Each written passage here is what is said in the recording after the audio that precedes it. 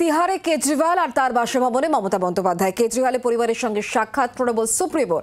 কেজরিওয়ালের পরিবারের পাশে থাকারও তিনি আশ্বাস দিয়েছেন এবং একই সঙ্গে আবারও কেন্দ্রীয় এজেন্সি নিয়ে সরব হয়েছেন মমতা বন্দ্যোপাধ্যায়। সাংসদদের সঙ্গে বৈঠকের আগেই এই বিষয়ে সুর চড়িয়েছেন বাংলার মুখ্যমন্ত্রী মমতা বন্দ্যোপাধ্যায়। তিহারে বন্দী অরবিন্দ কেজরিওয়াল আর তার বাসভবনে তার স্ত্রী সুনিতার সঙ্গে সাক্ষাৎ করেছেন মমতা বন্দ্যোপাধ্যায়। সেই ছবি দেখতে পাচ্ছেন। কেজরিওয়ালের পরিবারের সঙ্গে সাক্ষাৎ তৃণমূল সুপ্রিমোর এবং একই সঙ্গে তিনি আবারও কেন্দ্রীয় এজেন্সির অপব্যবহার নিয়ে সরব হয়েছেন। আমরা কথা বলবো এই বিষয় নিয়ে, আরো জানবো। আমাদের সঙ্গে রাজীব রয়েছেন, আমাদের প্রতিনিধি সরাসরি। রাজীব, মমতা বন্দ্যোপাধ্যায় তিনি আপ সুপ্রিমো স্ত্রীর সঙ্গে সাক্ষাৎ করেছেন এবং সেখানেও কিন্তু আবারও কেন্দ্রীয় এজেন্সি নিয়ে তিনি তার সুর চড়িয়েছেন। কেমন ছিল এই সাক্ষাৎ পর্ব?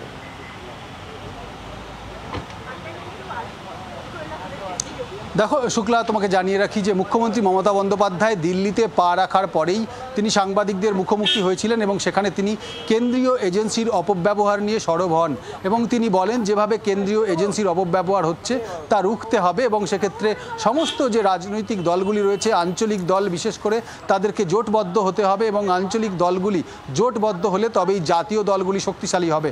এবং তারপরে সাংবাদিকদের সঙ্গে কথা বলার পরে তিনি সোজা বেরিয়ে যান মুখ্যমন্ত্রী অরবিন্দ কেজরিওয়ালের বাড়িতে। মুখ্যমন্ত্রী অরবিন্দ কেজরিওয়াল, আমরা জানি তিনি দিল্লির আবগারি দুর্নীতি মামলায় তাকে সিবিআই গ্রেপ্তার করেছে, তাকে ইডি গ্রেপ্তার করেছেন এবং তাকে অন্তর্বর্তীকালীন জামিনে তিনি একবার মুক্ত হয়েছিলেন, তারপরে তাকে আবার তিহার জেলে ফিরে যেতে হয়েছে।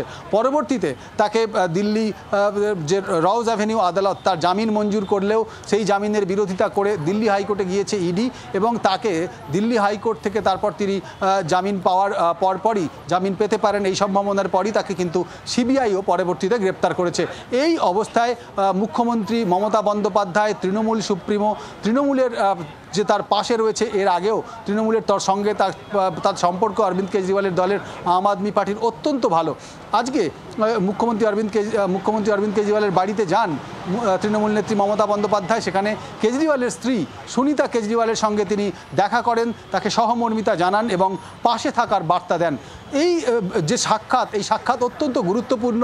তার কারণ মুখ্যমন্ত্রী যে মমতা বন্দ্যোপাধ্যায় তিনি খুব অল্প সময়ের জন্য এবার কিন্তু দিল্লিতে এসেছেন। তিনি আগেই জানিয়েছেন তিনি আজকে দিল্লিতে পা রেখেছেন এবং তারপর আগামীকাল তিনি নীতি আয়োগের বৈঠকে যোগ দেবেন। সেখান থেকেই তিনি সরাসরি কলকাতার উদ্দেশ্যে রওনা হবেন। তার কারণ কলকাতায় বিধানসভা চলছে এবং রাজ্য বিধানসভায় অত্যন্ত জরুরি অধিবেশন।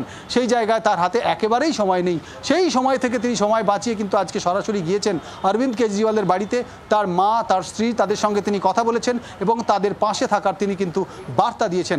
এই বার্তা জাতীয় রাজনীতির ক্ষেত্রে অত্যন্ত গুরুত্বপূর্ণ। তার কারণ একদিকে যেমন কংগ্রেস সহ অন্যান্য রাজনৈতিক দলগুলি তারা ইন্ডিয়া জোটে নেতৃত্ব দেওয়ার কথা বলছেন, সেক্ষেত্রে তৃণমূল নেত্রী মমতা বন্দ্যোপাধ্যায় তিনি এর আগেই জানিয়ে দিয়েছেন যে নীতি আয়োগের বৈঠকে গিয়ে তিনি শুধুমাত্র বাংলার বঞ্চনা নিয়ে যে সরব হবেন তা নয়, সমস্ত বিরোধী শাসিত রাজ্যগুলির বঞ্চনা নিয়ে তিনি সরব হবেন। আর এই বার্তা দেওয়ার পাশাপাশি তিনি আম আদমি পার্টির পাশে থাকার বার্তা দিতেই অরবিন্দ কেজরিওয়ালের বাড়িতে গিয়েছেন, তার স্ত্রীর সঙ্গে দেখা করেছেন এবং তিনি জানিয়েছেন যে একইভাবে এর আগে হেমন্ত সোরেনকে গ্রেপ্তার করা হয়েছিল। হেমন্ত সোরেনের পাশেও তিনি রয়েছেন। যে রাজনৈতিক দলগুলি বিরোধী, অর্থাৎ বিজেপি বিরোধী, তাদের কেন্দ্রীয় এজেন্সি দিয়ে দমিয়ে রাখার চেষ্টা করা হচ্ছে বলেও কিন্তু মুখ্যমন্ত্রী মমতা বন্দ্যোপাধ্যায় তিনি স্পষ্ট অভিযোগ করেছেন। বাংলার আওয়াজ, বাঙালির আবেগ, জি 24 ঘন্টা।